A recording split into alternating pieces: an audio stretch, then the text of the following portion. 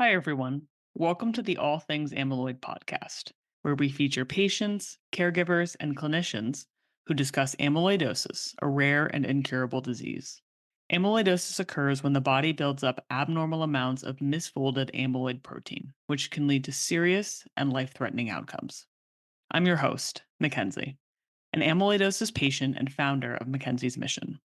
Our goal for this podcast is to raise awareness and share firsthand what it's like to live with this disease, to care for those affected by it, and to treat it. We hope this leads to earlier diagnosis and start of treatment, which will improve patient lives. When a crisis hits a family member, of course, you'll be there to support them and help them however you can. Perhaps they have always been there for you, and now it's their turn. It may come when you least expect it, so you juggle your life to be there for them. In today's episode, we'll talk with Trent about how a diagnosis of amyloidosis for his mom, Brenda, has impacted their family.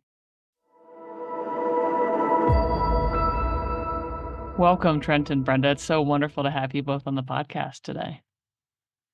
Thank you so much. So happy to be here. Thank you as well. It's an honor and a pleasure. Of course. So, we know that amyloidosis is a very difficult disease. And I don't think that any of us patients can navigate our journeys alone. Having a wonderful care team truly is priceless. And I suspect most often our care team comes from members of our family. And Trent, thank you for being willing to share how your family has been impacted by this diagnosis. So, Trent, before your mom was diagnosed and things were starting to get difficult, can you talk to us about that time? Yeah. I think for a lot of people who experience this or have family members who have experienced it, it's a time of great confusion because so often this illness is either misdiagnosed or not diagnosed at all, underdiagnosed, etc. And so you deal with this unknown of what's going on with your family member. And certainly for the patient, that's really frustrating.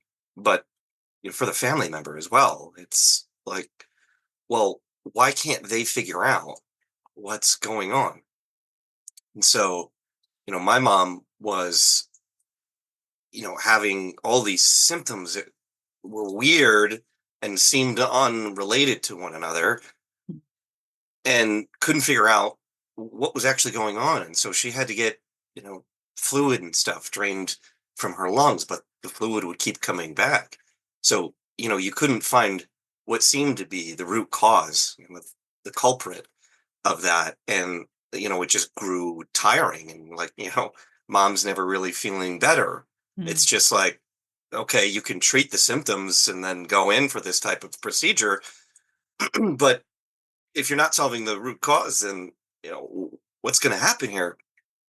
So yeah, I remember talking to my mom one time when she was leaving the doctors and just out of breath, and like having difficulty breathing, and I just remember her, saying how exhausted she was with all of this and how frustrating it was to not be able to find a solution to it. And so, you share in that frustration, and so all you can do is try to be there for her. So, went with her when I could, when I was back at home, to like see her get this fluid drained from her lungs, and I don't think that a lot of people realize, like, if you don't have a certain medical condition, the types of things that you have to go through when you have that condition. So seeing it kind of gives you a different empathy and perspective. As I saw that needle, it was like a comically large needle, I felt like it was like a cartoon needle. It was humongous and it has to jab it just like straight into her back. And you see all this fluid start to drain off and you think, my God, that was inside of her lungs, you know? I mean, you think when you're sick and you've got like, phlegm and stuff, how bad that feels, how crappy it must feel to have that in your lungs, and those are things that they stick with you. You remember those things, and you have a a different comprehension of the struggle of that person's journey. And yeah, it's honestly, it's kind of a moment of great relief. I know other people have talked about it on the podcast when you actually get diagnosed. Mm, Like it's a harrowing thing, but you at least know what Right. the hell it is. mhm. And then you can start to actually get the correct treatment for it. But it is tough just being a bystander in those moments because you just don't know what you can do. Yeah. And like you want to do as much as you can, but if the doctors don't have the answers, who the hell are you, you know? Yeah. So seeing your mom in such a helpless state and being so emotionally drained and tired has to be, like you mentioned, overwhelming. So talk to us a little bit more about what do you do in that situation? Yeah. Well, you do what you can, which in that sense was just being there for Mhm, my mom. So offering emotional support, when I was home, right? Like going to treatment with her. Pardon me. Even like little things, just to show her you're there and that you care. And so, like I remember I drove by this little flower shop when mm, I was going to see her and she was getting her treatment. And I was like, you know what? Guarantee you they're going to have a nice little bouquet. And I told them about my mom and they made something really special. And it's just like, look, flowers aren't going to heal you, you know, but they sure as hell make your heart feel a little Mhm. bit better and make the, the stuff that she has to go through a little bit lighter. And yeah. so, I always just tried to be to a sounding board for Mhm, mom because just like her, right? Like we don't know all the complex ins and outs of this disease. Hell, a lot of the doctors. That's why you guys run this is to try and help educate not yeah. just people, but you know, the doctors about this disease because it is nuanced, it is complex, and even the experts in their field don't know all there is to know about this. So then they try to communicate it with mom. So when she's been out here, and talking to doctors, it's nice for me to be with her because we can then have a conversation about what we just heard and say, hey, did we hear the same thing? You know, or what did you hear? Because there was a lot in there that I'm trying to understand and digest. And I'm like, I hear you, and I think this is what I got from it. And so just trying to be a sounding board, but being objective as I possibly can be, and being honest and, not trying to sway her in any direction or the other, but, you know, take into consideration what I know that my mom wants, which is quality of life over quantity of life. And whatever decision that is right for that path for her is the decision that I'm going to support. Mhm, And it's just helping her try to make that decision with the best of it knowledge that we have. And and so just talking to each other seems to help out. yeah. Just knowing that someone's there and will listen and support you is kind of the most powerful thing, I think, as a patient. Mhm. And you alluded to this a little bit earlier, but I want to circle back and talk a little bit more about it. And that was after your mom was officially diagnosed with AL amyloidosis, right? You got an answer, you got a diagnosis. How did that change things? It changed because now we knew what we were dealing with. It was kind of like you were dealing with a monster in the shadows, and you Mm, didn't know the kinds of weaknesses or strengths that that monster had. And now you know more of how to approach it. Now, can you defeat it? Unfortunately, we know the answer right now is no. But can you stop it? Maybe. And so it's really then getting to talk with and meet with and hopefully have the best advice from the people who know most about this thing, the best professionals in the places where you have access to them. So, we went to specialty centers, right? Before you'd go to doctor after doctor, not knowing that it was amyloid. And now you can go, oh my gosh, there are specialty centers for this stuff. There are resources that you can access, that you never thought were available to you before. So again, my mom, she'll tell the story that when she got the diagnosis, they told her, well, you'll wish this was cancer. Like that. Wow. Those are It's, striking words. yeah, not good. And it's a harrowing thing to hear. And when, you as a family member, again, you take on and face the reality of another harsh word, terminal. It's a sickening feeling, you Mm, know. But again, then it wakes you up to something. It makes you realize, all right, well, look, we've all got our timetable. We all have our calendar of when we're going to go. Most of mm, us don't know when, right? mhm, Well, now you say, well, there's a timetable. What can you do with that time? And, for us, I think, in a way, it's honestly helped enrich our relationship and our mm. lives and our family, and help to preserve the time that we do know that we have and make the best of it. So it was honestly a great relief, in a sense. And then she was able to get treatments where she could start living, not exactly as before, but at least a remotely normal life, do things that she enjoys and that we enjoy doing together. So yeah, I mean, the diagnosis was huge. Yeah.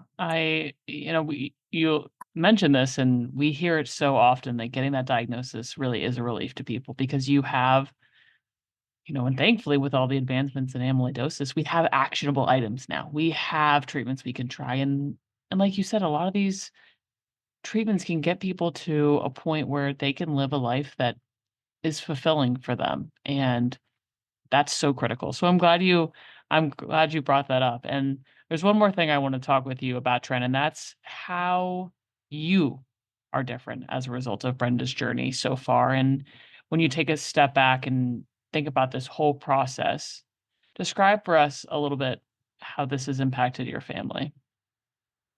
Yeah, well, I think when anyone deals with something like this, or really any kind of medical condition, it's you get those moments. I'm sure many of us, almost all of us, seem to have them where somebody has a heart attack and they die. Mm, And you get that time where you say, man, I really wish that I would have said something.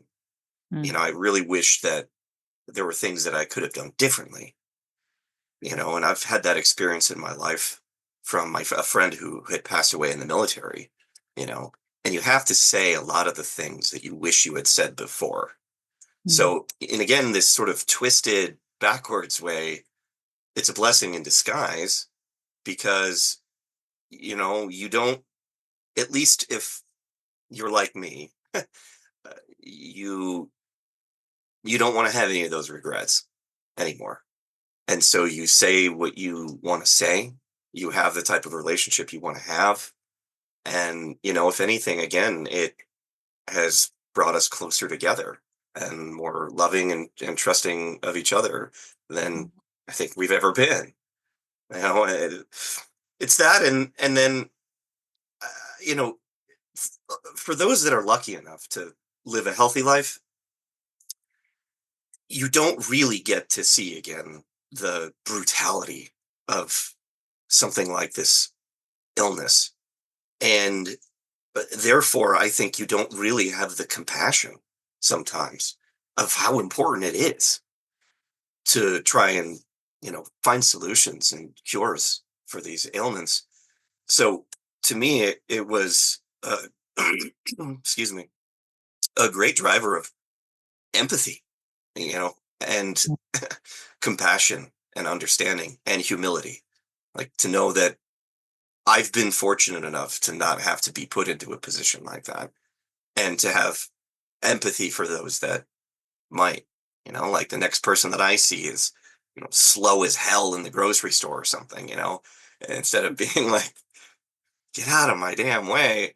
I mean, what if they have amyloid? Mhm. It brings just a little bit more of that human understanding and compassion and empathy. Yeah. I, I think it also speaks a lot to the person that you are and your character, because I think a lot of people don't necessarily have that kind of reaction.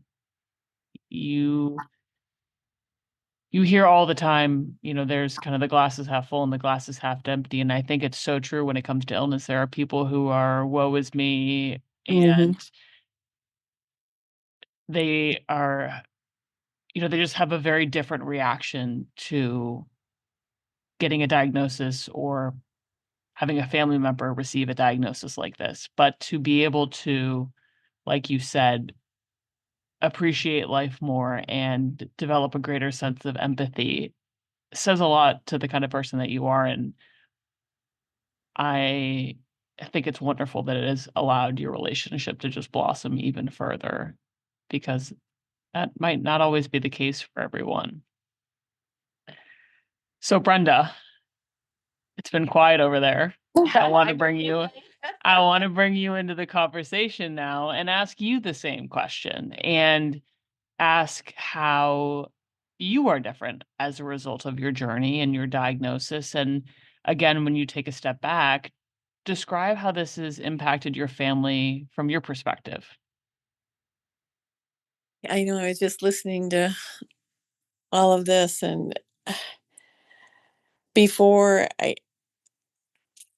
I guess you do take, and maybe I did, took some things for granted, not really taking it for granted, but just thinking I was reach a point where you think you're invincible and you don't think something like this will happen. Um, Now my father passed away at an early age. He had cancer, so I wasn't new to something like this, but I guess thinking that it would happen to me, um, yeah, you just don't. And then when symptoms started happening and there was no explanations, and I'm getting worse and passing out in front of a Walgreens, and like, it's like, oh my gosh. Um, and then, once it does, it's like Trent said, it makes you more empathetic. It makes you realize just how fragile life is, how special people are. The old saying, smell the roses, take time, and just be kind to people, and uh, see what like Trent said, try not to get angry sitting in a grocery store or in a traffic. And um, it probably hit me the most when I woke up from everything after coding, and I'll never forget sitting there not knowing what's going on. And they come in, they go, "Oh my God, you're still alive." I'm like, "Am I not supposed to be?" I don't know. And then knowing what actually happened and what, went down, it just, and you either, it's fight or flight. Um, you can take the poor me, or you can take it and go, "This is a gift, man. I defied these odds and I should not be here."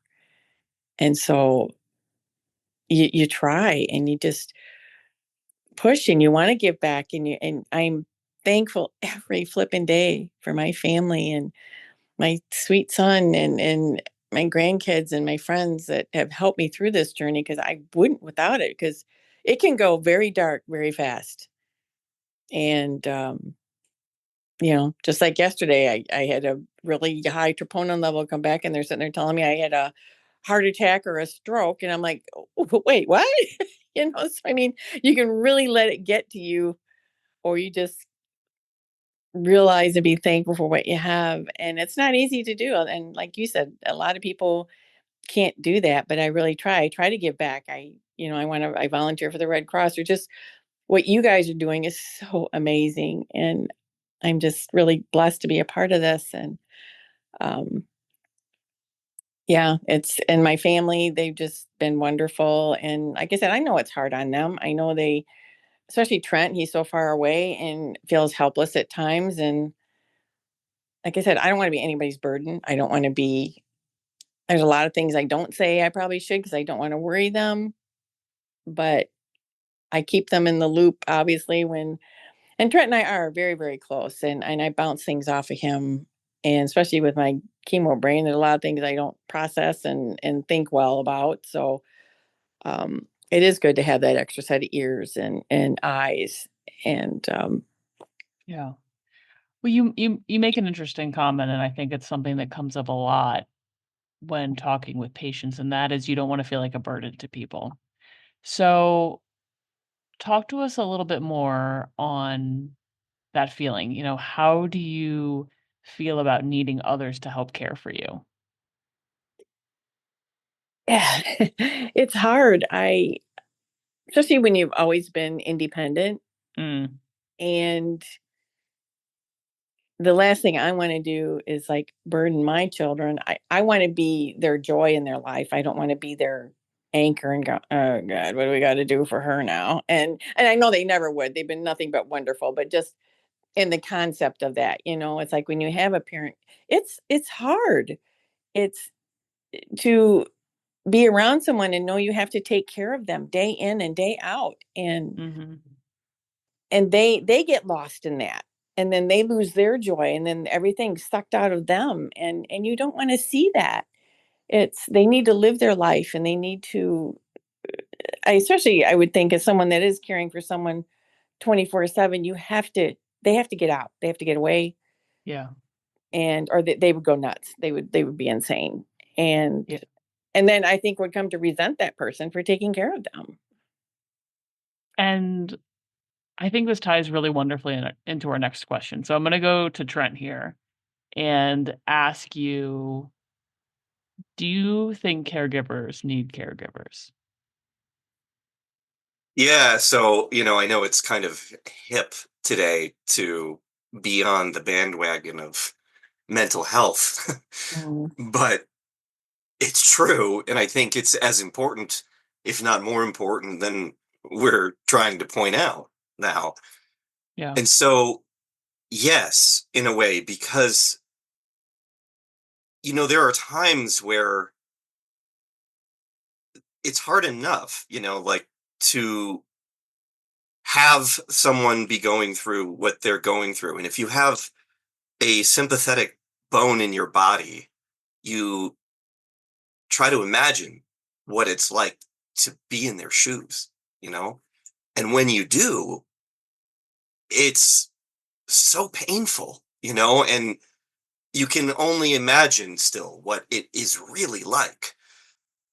And that thought, I just I think about the way that my mom must be feeling sometimes and how scared, she might be. And it's like soul crushing. It's hard to deal with, Mm, as a person to carry the gravity of that because you want so badly again to do something and to help, but you can only do what you can do. So, yeah, I think it's really important to have resources. I have my partner Michelle who is unyieldingly supportive, and she's family at this. My mom and her have such a wonderful relationship. It's another person in the web of support Mhm. that you have that helps lift all boats, and I mm, kind of think that that's what you need in situations like this is a network of support.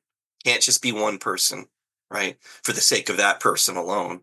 It can't be even just, two people. Because what if something befalls? You know what I mean? Like, Mm. you need this web. And when you have that web, rising tide raises all ships. So, I've said before, it's like, well, you have a therapist, but what the hell does a therapist do, when they need help? Because everyone needs Mhm. help sometimes. I mean, even if you don't have an illness like this, everyone is afflicted with the hardships of life. And so, yes, it's important for people who are responsible or feel they're responsible and want to take care of and help others to themselves take care of themselves Yeah. and make sure they're keeping a keen eye to burnout's a real thing. I mean, my mom, she's a saint, and she'll, things she does for my nana. Burnout's a real thing, and you gotta make sure you're self-preserving. Absolutely. I think everyone can empathize and sympathize with that, certainly. Well, listen, you two, I want to thank you both so much for being here and for sharing your experiences and your emotions. And I know our audience will appreciate those thoughts and those emotions. And so in closing, I would love if each of you would leave our listeners with a parting message. You go ahead, mom. All I can say is, I guess, like, Trent said, being, if you're in the caregiver position, just please, please, take care of yourself, make time for you. Normalcy is important. Try to do that. And like you said, everyone needs help. However you feel you need to get that, get it.